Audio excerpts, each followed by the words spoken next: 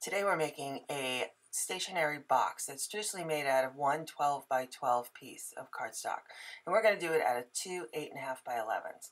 So we're going to cut the first one down to 7 by 11, and then we're going to score it at 1/2 inch, 2.5 inch, 8.5 inch, and then 10.5. We then want to cut out 90 degrees corners and score it at 5 inches along the score lines.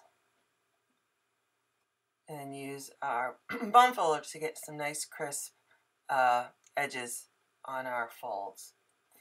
We're now going to take a second piece of 8.5 by 11 and cut this to 8.5 by 7.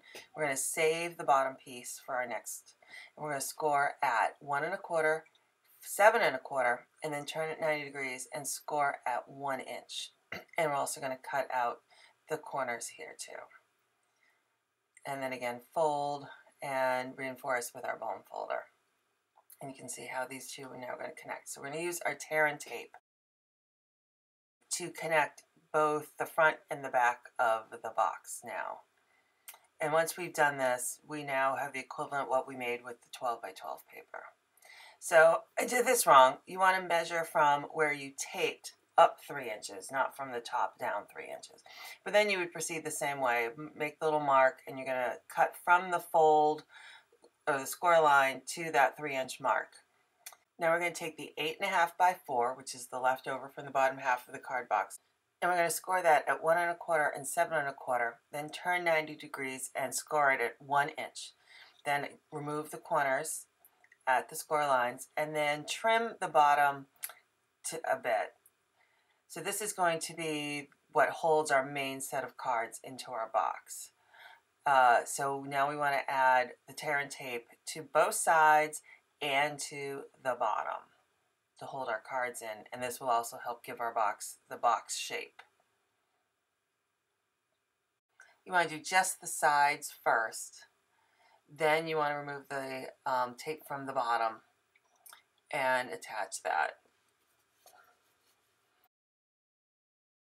To make the two small card holders and little pen holder, you want to cut 2 pieces of 1 1/2 by 4 1/2 and one 3 by 1 1/2.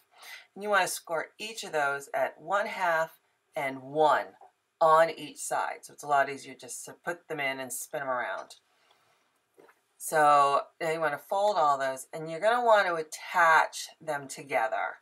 So you want to use the middle fold there on 2 of them and attach them together like so that it has a backing still left to attach to the back of the wall. So now all 3 are attached. And now we're going to add score tape to the back edge, so it's the farthest out score line, if that can make sense. I think it's more of a visual than descriptive. So then start at one side and attach even with the edge of the box.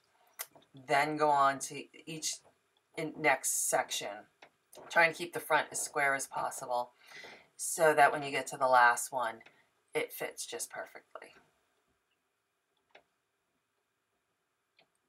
And that's the bottom of the box. So to cut the top of the box, we're going to take another 8.5 from 11, cut it down to 10 1/8 by 6 1/8.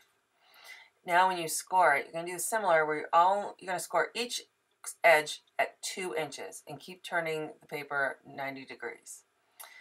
And you want to cut on one side of each piece and then cut off the corners to making the box easier.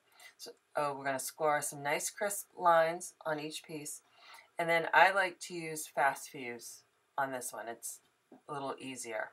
So I'm going to put fast fuse on each of the corners to hold it.